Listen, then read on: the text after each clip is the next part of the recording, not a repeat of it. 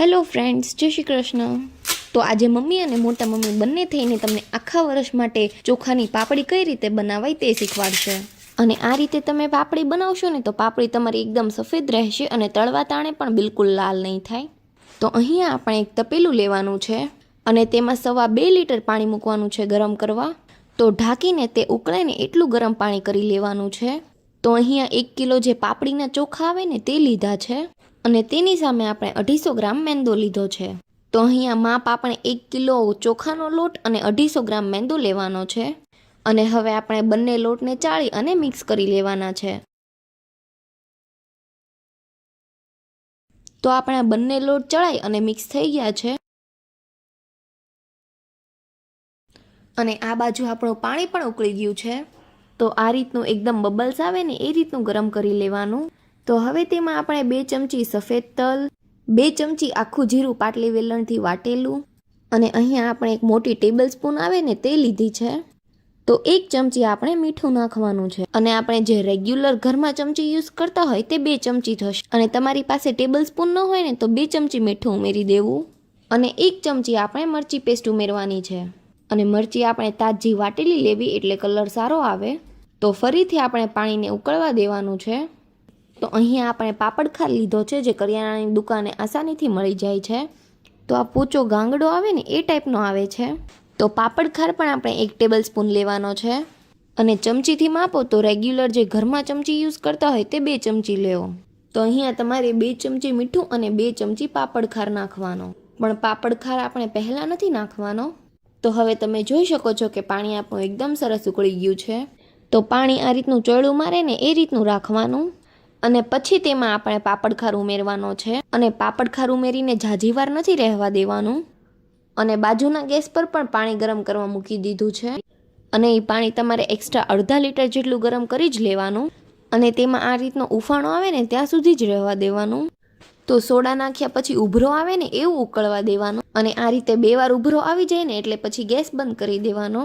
તો તપેલાને તમારે આખું નહીં ઢાંકી દેવાનું, અડધું જ ઢાંકવાનું, નહીંતર ઉભરો આવશે ને તો પાણી તમારું બધું ઉભરાઈ જશે। તો આ રીતનો 2 વાર ઉભરો આવે ને એટલે ગેસની ફ્લેમ આપણે બંધ કરી દેવાની અને પાણીને આપણે ગેસ પરથી નીચે ઉતારી લેવાનું। તો લોટને આપણે પાણીમાં આ રીતે ઉમેરતો જવાનો અને આ રીતે એક જાડું લાકડાનું વેલણ હોય ને તેનાથી મિક્સ કરતું જવાનું। તો અહીંયા આપણે 2 જણની જરૂર પડે, 1 જણ લોટ નાખતું જાય અને તપેલું પકડે અને બીજું મિક્સ કરતું જાય। તો અહીંયા ખીચું આપણું કઠણ છે ને તો સાઈડમાં જે પાણી ગરમ કરીને રાખ્યું છે ને તે બધું જ ઉમેરી દેવાનું છે, તમારે જરૂર પ્રમાણે ઉમેરવું। તો અહીંયા આપણે ચોખાનો લોટ લીધો છે ને એટલે પાણી તો વધારે જ જોઈશે। તો અહીંયા તમે જોઈ શકો છો કે આપણે ખીચું બહુ ઢીલું પણ નથી કરવાનું અને બહુ કઠણ પણ નથી રાખવાનું। તો હાથે ન ચોટે ને એ રીતનું ખીચું રાખવું। તો આ આપણું ખીચું તૈયાર થઈ ગયું છે અને ઢોકળિયામાં આપણે આ રીતે ભીનું કરેલું કપડું મૂકવાનું છે અને તેની અંદર આપણે લુઆ મૂકવાના છે અને લુઆ આપણે એકદમ પતલા અને નાના કરવા એટલે લુઆ સરસ બફાઈ જાય અને આ રીતે મેંદુ વડા જેવો શેપ આપી દેવાનું વચ્ચે કાણું પાડીને એટલે બધી સાઈડથી એકદમ સરસ બફાઈ જાય। તો આપણે જેમ ઘઉંનું ખીચું બાફીએ ને એ રીતે જ આપણે બાફી લેવાનું છે અને લોટ તમને કડક લાગે ને તો જ ઉપરથી પાણીનો ચટકોરો મારવો, નહીંતર બફાતા ખીચું ઢીલું થઈ જશે। તો આ રીતે ખીચું આપણે બાફવા મૂકી દીધું છે। તો હવે ખીચાને આપણે ઢાંકી અને 15 મિનિટ જેવું હાઈ ફ્લેમ પર બફાવા દેવાનું છે। તો જો 15 મિનિટ જેવો સમય થઈ ગયો છે તો તમે જોઈ શકો છો કે ખીચાનો કલર પણ એકદમ ચેન્જ થઈ ગયો છે અને અંદરથી પણ પરફેક્ટ બફાઈ ગયું છે અને આ રીતનું તમારે બાફી લેવાનું છે। તો આ બધો જ લોટ હવે આપણે કાથરોટમાં લઈ લેશું અને કાથરોટમાં લઈ લોટાથી આ રીતે મસળી લેવાનું અને ગરમ હોય ને ત્યાં જ ખીચું મસળી લેવાનું। તો આપણું ખીચું મસળાઈ ગયું છે અને આ રીતનું મસળાઈ જાય ને એટલે તેને ઢાંકીને મૂકી દેવાનું જેથી ખીચું આપણું ઠંડુ ન થાય અને ઢોકળિયામાં ફરીથી પાણી ઉમેરીને બીજા ખીચાને પણ આ રીતે બાફી લેવાનું અને તેલવાળો હાથ કરીને થોડા ખીચાને આપણે મસળી લેવાનું છે અને બીજું ખીચું આપણે ઢાંકીને મૂકી દેવાનું છે જેથી તે ઠંડુ ન થાય। તો જે ખીચું આપણે મસળી લીધું છે ને તેમાંથી નાના નાના લુઆ બનાવવાના છે, બહુ મોટા લુઆ નહીં બનાવવાના, નાના નાના જ બનાવવાના। તો અહીંયા જે આપણે ખાવાનો માવો આવે ને તેના નાના નાના કાગળ લીધા છે। તો આ રીતના જે સ્ક્વેર આવે ને તે લીધા છે અને આવા લઈ લેશો ને તો પાપડ એકદમ મસ્ત બનશે। તો આ ચોખાની પાપડી છે ને આપણે વણીને નથી બનાવવાના, આ રીતે મશીનથી દબાવીને બનાવવાના છીએ. અને તેના ઉપર આપણે લૂવો મૂકવાનો છે અને તેના પર આપણે બીજો કાગળ મૂકીશું અને પછી આ રીતે પાટલીને આપણે પ્રેસ કરવાની છે. તો આ તમે જોઈ શકો છો કે આપણો પાપડ એકદમ સરસ બનીને તૈયાર થઈ ગયો છે. તો પાપડ બહુ જાડો પણ નથી કરવાનો અને બહુ પતલો પણ નથી રાખવાનો, થિકનેસ મીડિયમ રાખવાની છે. તો એક જણ ગોળિયું કરતું જાય અને બીજું આ રીતે પાપડ બનાવતું જાય તો પાપડ આપણા એકદમ જલ્દી બનતા જશે. તો અહીં આ રીતે આપણે પાપડ પ્રેસ કરીને જ બનાવવાના છે, વણવાના નથી, એટલે ફટાફટ જ બની જશે.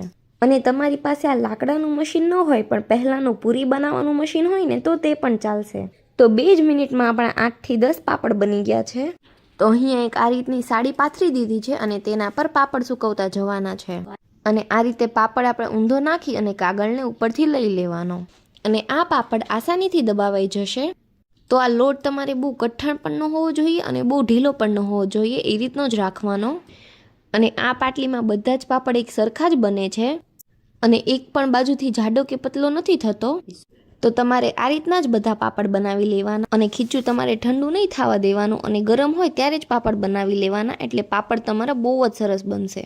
તો તમે જોઈ શકો છો કે અડધી કલાકમાં જ કેટલા બધા પાપડ બનાવીને તૈયાર કરી લીધા છે. તો અહીંયા બધા જ પાપડ આપણા તૈયાર થઈ ગયા છે અને તે થોડા ઘણા સુકાઈ જાય ને પછી ફેરવી લેવાના.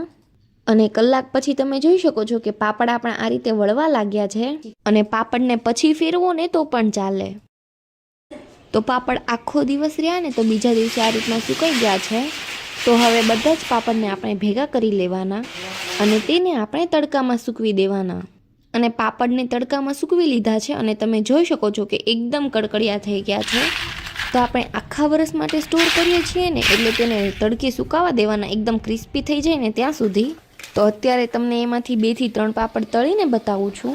તો તેલને આપણે ફૂલ ગરમ કરી લેવાનું છે અને પાપડ આપણે તેલમાં નાખીએ ને એટલે ત્યાં જ ફૂલવા લાગશે. તો તમે જોઈ શકો છો કે પાપડ આપણો એકદમ નાનો હતો પણ અત્યારે ફૂલીને મોટો થઈ ગયો છે અને પાપડ આપણો એકદમ સફેદ જ રહેશે, બિલકુલ લાલ નથી થતો અને ખાવામાં પણ એકદમ પોચા રૂ જેવા જ બન્યા છે. અને મહેમાન આવે ત્યારે ફૂલ ડીશમાં તમે આ રીતની પાપડી રાખો ને તો તે પણ બહુ જ સરસ લાગે છે.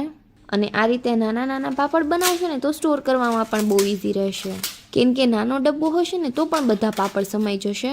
કેમ કે મોટા પાપડ હોય ને તો વધારે ન સમાય અને નાના હોય ને તો એક ડબ્બામાં વધારે સમાઈ જાય. તો તમે જોઈ શકો છો કે પાપડ આપણો બિલકુલ લાલ નથી થયો અને પાપડ ભાંગીએ ને તો આ રીતે એકદમ ક્રિસ્પી છે.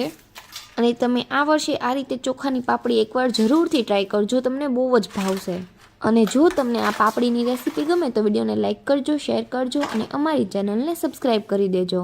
અને અમને કોમેન્ટમાં જરૂરથી જણાવજો કે તમને આ રેસીપી કેવી લાગી. Thanks for watching.